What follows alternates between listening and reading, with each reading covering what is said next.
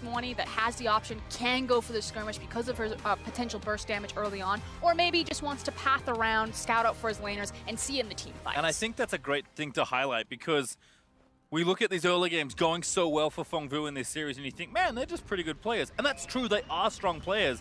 But I think so much of why Fengvu Buffalo have been good at early game this tournament is because of Meliodas and his pressure and the information that he gives the team. Because it's one thing to just outplay your opponent and hope it works. It's another to actually get the information and then make a calculated outplay. I mean, frankly, at this Champions tournament, mechanics are just the bench line. You must have mechanics to be able to participate, to ride this ride. So we know that Fengvu Buffalo have that in spades. What else do they have? Well, we'll see what happens, because if they win this game, they are through to top 6, into the main stage, into group stage of MSI 2019.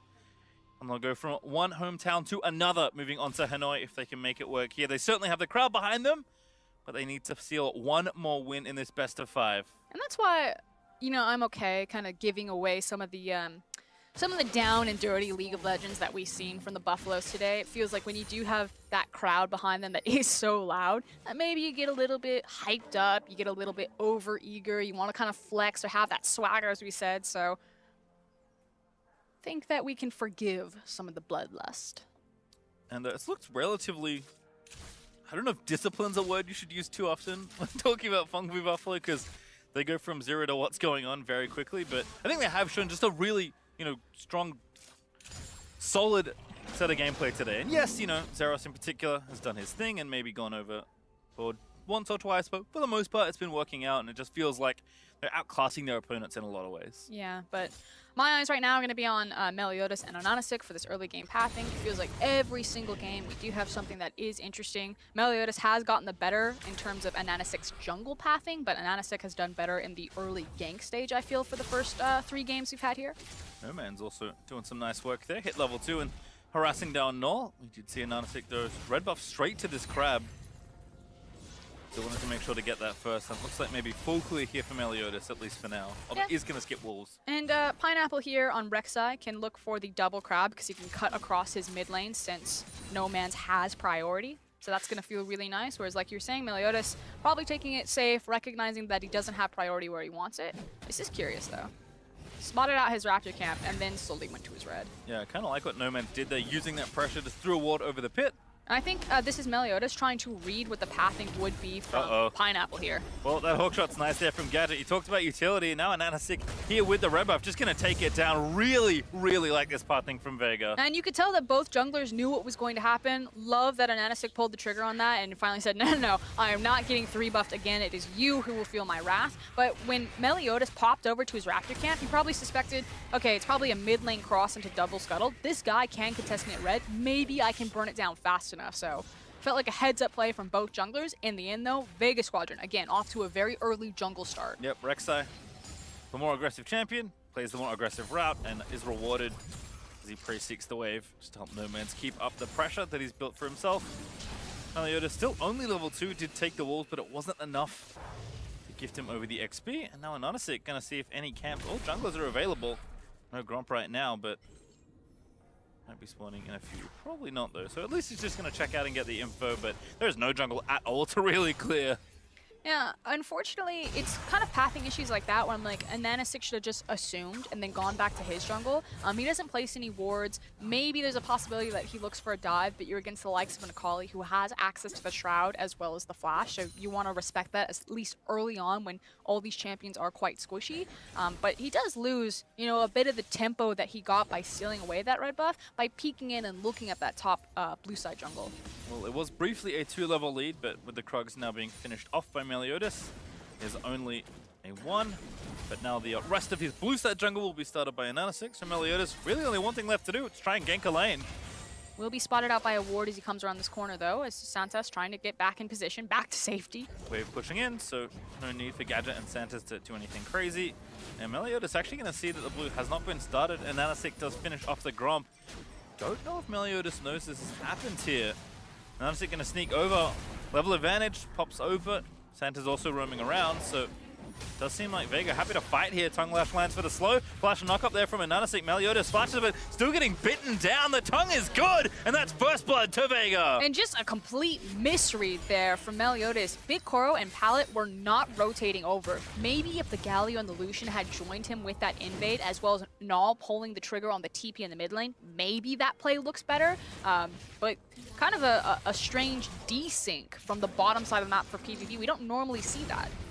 And for the good things continuing there for Vega, not only do they get first blood and a lead in jungle, but Nomanz actually gets a pretty early blue here. So I think the other player, aside from the jungler that we looked here for Vega to maybe have a strong game, having an early blue will help you, and at least he's doing his job of pushing out the lane to give Rek'Sai some room. Yeah, Spawn and Medic were talking about this the other day on their cast. I'll hold the point though, because Meliodas now looking top.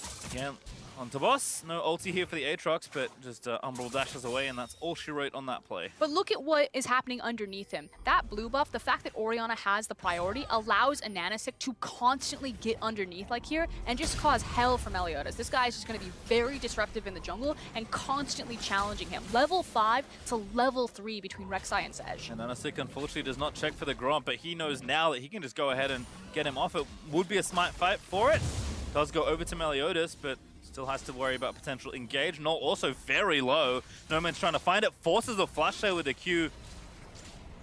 Could be something to punish later on, as Meliodas maybe getting a little bit greedy for this wolf camp right now. I'm not sure he should be here. Does still have his smite though. He does feel confident because it's the tower that's behind him, and it's not like Noman's at this stage is going to walk through the tower aggro, but it does start to feel like between a rock and a hard place, especially because, like you're saying, Ori with blue, she's always going to have the priority in this lane now because she has the mana to expand, and it's going to lead to a Nanasik blitzing into Meliodas' face. And Noman's off to a great start, almost 20 CS ahead. Came into lane with double Doran's ring and really made Null pay by burning the flash. He'll return to lane and pick up some CS for himself as Zeros getting aggressive, dashes back towards his Shroud though. Just playing with boss for a little while. Meanwhile, down bottom, looks like the Tom Kench and the Ashe have paid off. You know, no one's died, which it feels like in the previous games people were dying at level 2, level 3, so we've at least survived that mark. Also with the build toward a Cutlass now completed for Gadget, going for the Play of the Ruined King first. Feels pretty safe, although it does have to be careful without the TK around. Now Santa's does return to the lane. This is also one of the classic tricks from PVB's bot lane. They love using rush and kind of like different back timers to make sure that someone like Pallet, who when he has a champion like Galio, disappears into Fog of War, kind of makes you forget about him. Maybe you suspect, but he just sits there so patiently and then try to abuse with a flash taunt. Vega just keeping the wave here. We'll now push it back out of the way. Does make it to tower, but should be able to get most of these here on the Ashe. So it looks like, again, just a push out and then moving back around the map for the PVB duo. Zeros also returning as the wave crashes in towards the top lane. But nothing too crazy right now. It is just that first kill. Vega, I think, should be very happy with this pace of game. And I agree with you. This feels good to celebrate for Vega because, you know, again, not everything's on fire right now. You're surviving the lane phase where traditionally you just getting blown out of the water previously. But if you look at the composition, that still doesn't feel as good. You know, PVB on the other side are just as happy to play a slow lane phase. They have superior scaling options, you know, pending like a massive shockwave or like a huge wombo combo of like shockwave into Aatrox to win fights. Well, Zeros actually caught in the chain, so we'll disengage there. Zeros was maybe thinking about an all-in. Vega, though, feeling strong enough here on the bottom half of the map to take this very early Infernal Drake. So just under 9 minutes, they'll pick that up.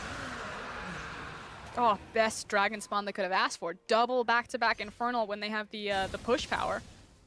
And Noman's again continuing to play up towards Null's turret. Null does have blue this time around and is gaining levels, so a little easier for him to try and clear this out, but still Orianna pushing down, looking for a second plate.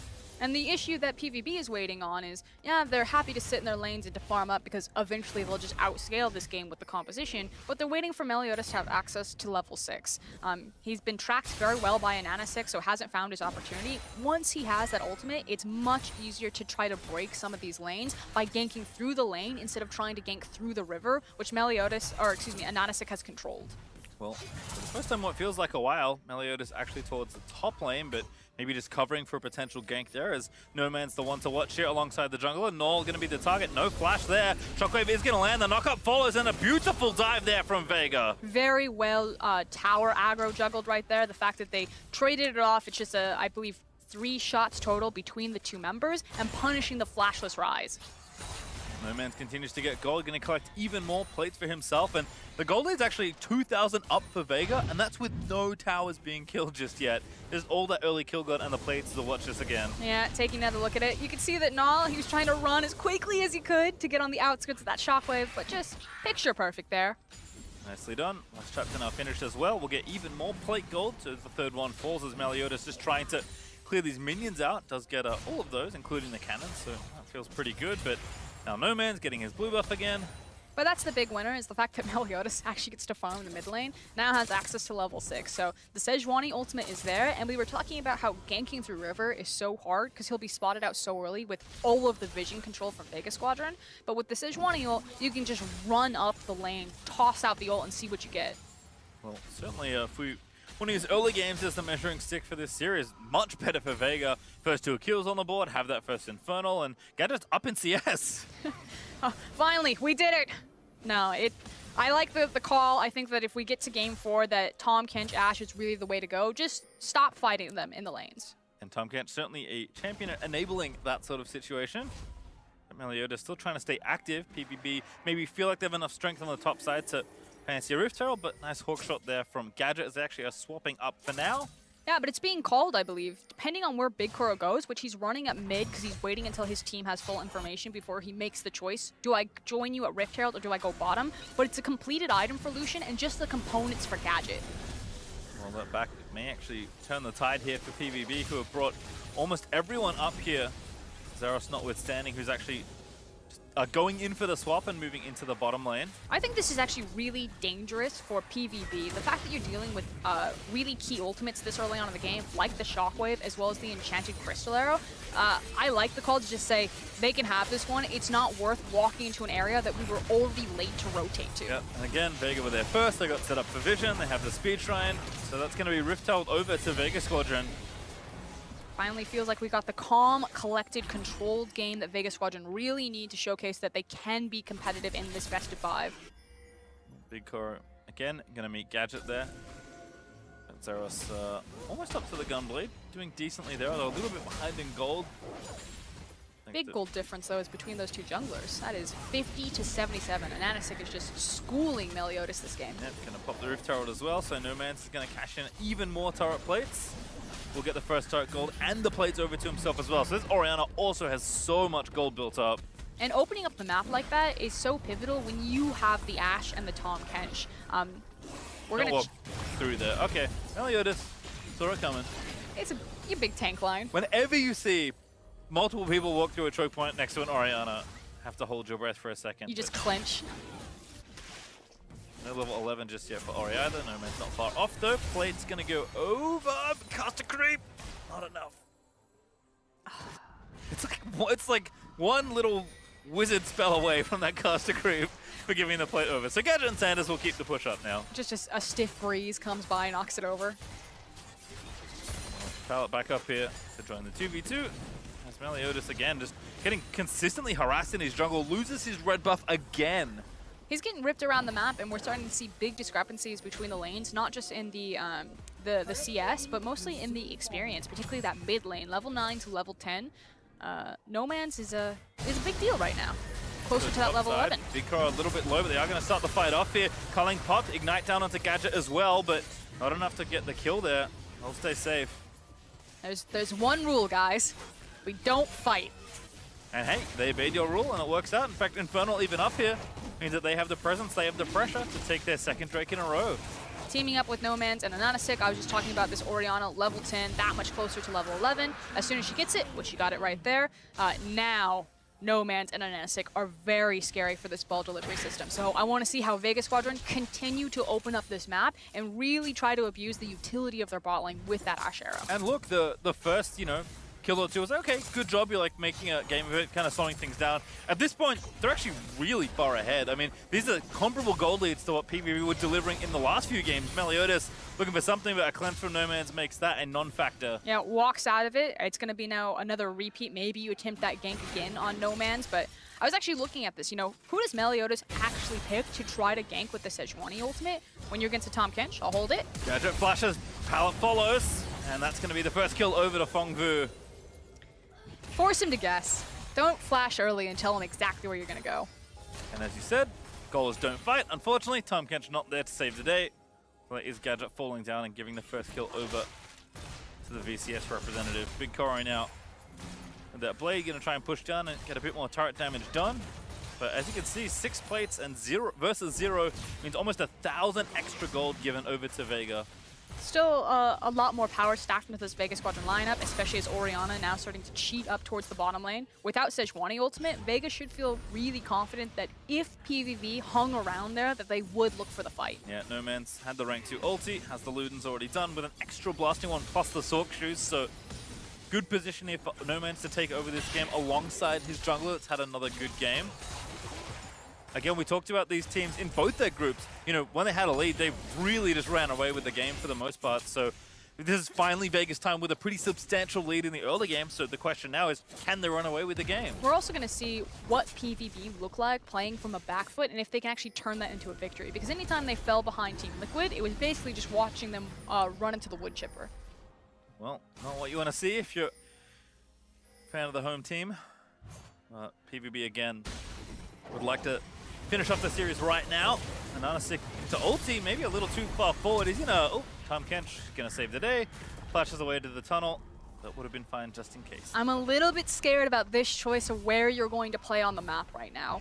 Yes, Anasik is very strong, but his bot lane just hasn't counted it for him. I feel like he needs to be prioritizing boss and No Man's, and that if this Rek'Sai is going to make a play, he needs to look left and right, and as long as Orianna and Aatrox are there, that's fine. If it's just Tahm Kench and Ashe, don't make that play. You see Zeros also knowing that he's getting pressured a little, so with No Man's off the map, although he's back to mid now as we can see, Zeros just gives up the turret and decides to give a bit of extra gold over to boss. And PVB again just definitely picked the comp that's a bit slower, fallen behind in the early game thanks to the efforts of primarily Vega Squadron's jungler.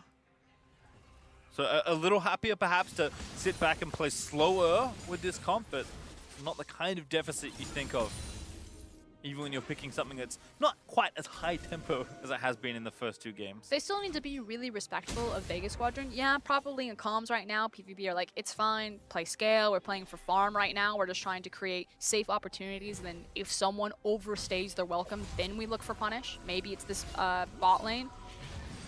But they probably aren't thinking, you know, hit the panic button, there's a possibility we lose this game, because there's still so many options left for them as the composition continues to scale up. Certainly not out of reach by any means.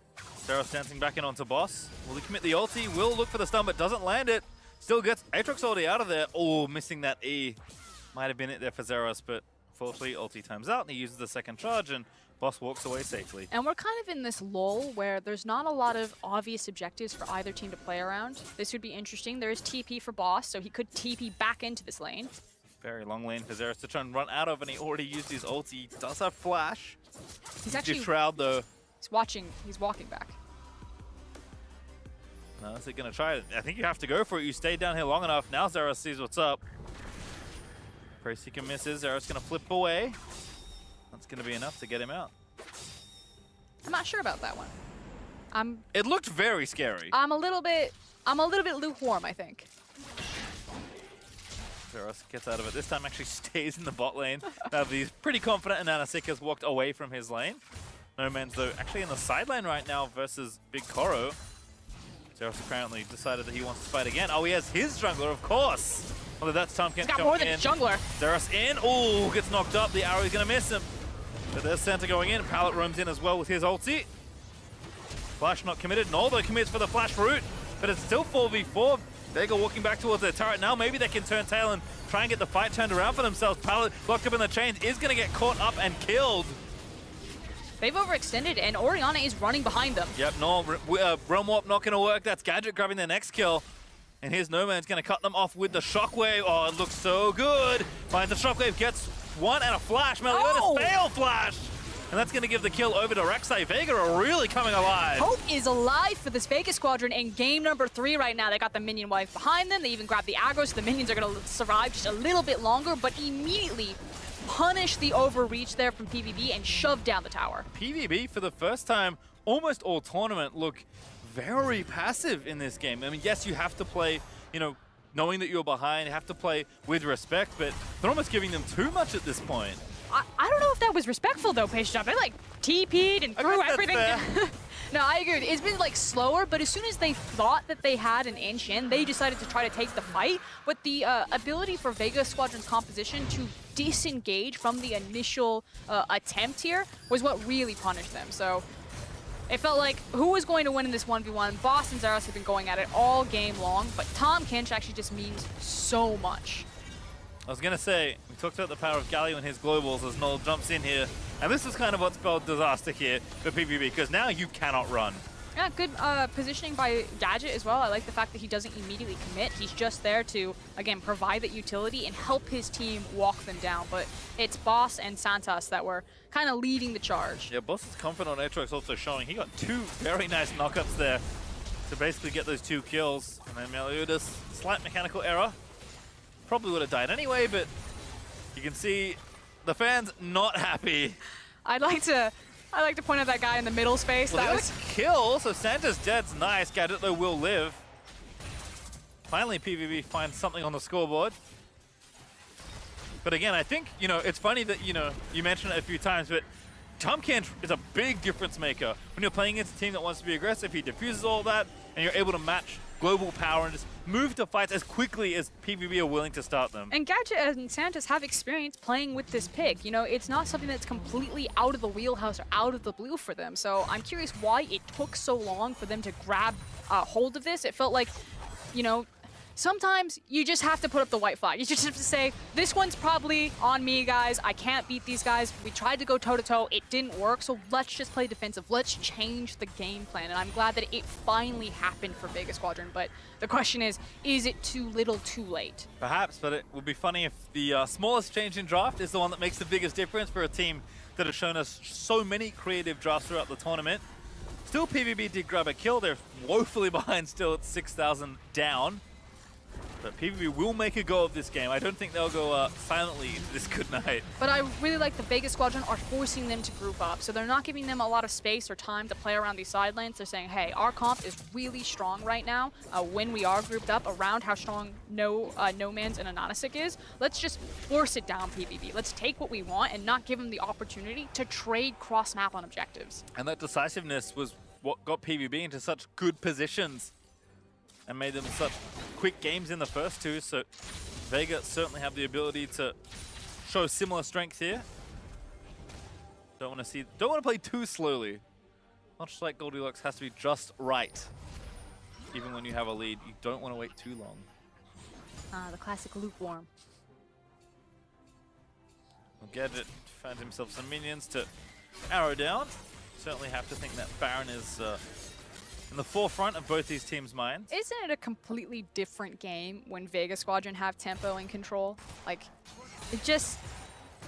PVB, they're in control, there's kills, everything's all across the map, it's very scrappy, it's happening very quickly. And I just love the fact that, again, Vega Squadron chose not to play into that and finally said, let's play our game. Let's try to see if we can force this team to be responsive to us. And so far, so good. Again, building a big lead. They have the run of Drakes right now, including 2 Infernal.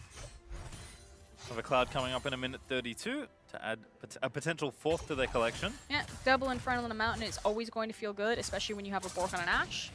No Man's also rapidly approaching item number 3. Zera still trying to find his foothold in a 1v1, but with the ulti up and not much vision, Zeros can't really overcommit there. And that's the key thing there, is that he knows that he's got the foothold. He can kick Aatrox when he is down right now. He's taking very short trades before he's looking for the all-in, whittling him down and kind of buying his time, but it's not having that perfect information, knowing that an Abyssal Voyage could really ruin his day. Again, you have to play with so much more respect when there's a global that can make it happen. Ulti finds Meliodas there. Arrow is good, and that's a kill for Anonisic. And it's just that easy.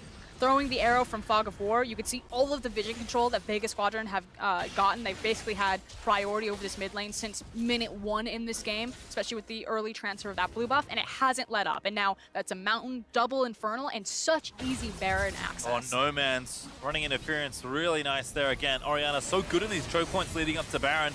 Null is here. Vega actually are going to commit that. Zeros keeping straight into the pit.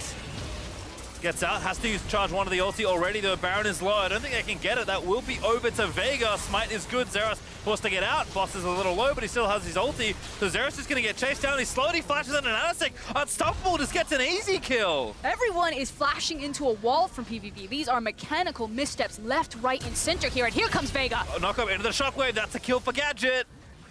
And they're not going to get off the map. Maybe they thought reset after that one kill on the Baron, but with another one now, just go straight for the objective. And that's 2 key members there, especially the Ryze, who's your primary source of wave clear, that are dead and down. You have the wave and the Baron behind them. I'm curious how confident Vega are going to feel in this push. Maybe they push for an inhib. If you turn the names off, I assume that Vega are actually Feng Wu Buffalo, given how the series has played out. They're basically doing exactly what has been done to them in these first 2 games, just making it look almost effortless. And it feels like Vega Squadron finally found the blueprint. It wasn't about playing standard. It wasn't about playing cheese. It was about playing slow, about trying to control this team. Team Liquid managed to dismantle PVB when they were able to slow down the game. Don't buy into these guys. Don't get scrappy with them. And again, I mean, this is desperation here for PVB. They have to try something, but you don't have a jungler. You can't really force a team fight, so they get the Baron, and then it's just inevitable here to get a couple kills at least. And you have to think that this is just a massive mistake, not just the obvious ones that you see on your screen about flashing into walls, but, you know, why are you expending your teleport? Why is PVB even looking into that pit? You're not going to get the smite contest. You don't have vision control. You decided that you weren't going to take the 5v5. You could have held on to those summoners. You could have held on to your lives and tried to trade the Baron time for at least some gold. And I present this gold graph as a visual representation of this game's narrative. It's just been a very calm, steady snowball for Vega Squadron. And now it's about if they can just crescendo on top of it. Feeling confident. They've got everything behind them. We've seen maybe some nerves at play for Vega Squadron. When they did have leads against the Flash Wolves, it took them a very long time to close that game out. I want something a bit crisper here. You have the muscle, now use it. Have to agree, but Vega's still working on these structures. They've already got 1 inhib. They took the top after that Baron. Boss is working with the Baron up minion wave there for the bottom inhibitor turret, and of course the rest of the team in the mid. So really clean stuff so far there for Boss. Nice double knock up there as well. Clearly knows his way around this champion. Zeros getting low, he's poked off. That's actually an ulti in from Rek'Sai. It's an assassination! Rek'Sai just leaps in there, and PVB forced back to their nexus. Boss pops the ulti, walks up, Sanders in the belly of the Tom Kent stays safe, and this is going to be carnage here, I have to think so. Boss pops the world ender, still trying to dive under the turret. Vega trying to give them a taste of their own medicine straight into the base and back to the turrets. Yep, but now they have a waiting creep wave for them as well as a cannon. They can continue this siege, and PVB are just trying to mount the defense right now, stop the bleeding. Zeros down, 20 seconds up. Inhib going to go over, tower falls in mid. No Man's just putting in work. They're going to try a realm warp here, but Vega walk out. Gadget very respectfully flashes. They haven't gotten an inhib yet. Vega Squadron still need to complete the mission that they were sent here to do. There's one in mid, and bottom lane should be finished off by a Nanasik. There they go. With the help of the Baron up minions, so maybe stay a little while. Zeros is back up. PVB might try and find something here. They have no Sejuani ultimate, so I like this window that Vega are abusing. Yeah, they're trying to end the game. Gadget takes the first Nexus turret down. This is a deja vu from the last game. We saw Meliodas gonna get picked up by No Man's. What a snipe by the Orianna. And it feels like it's gonna be all she wrote for this game. I mean, PVB have to go soon. And even if they win the fight, it's only gonna potentially delay the inevitable. Vega are moving in for the kill. They'll find Null, they'll knock him up, they'll force a flash out of the way. Again, the Rek'Sai comes back up. They blow the Nexus open and exposed, and Gadget is just gonna put the last few arrows into their structure as Vega finally find themselves on the scoreboard. And we finally have a series here.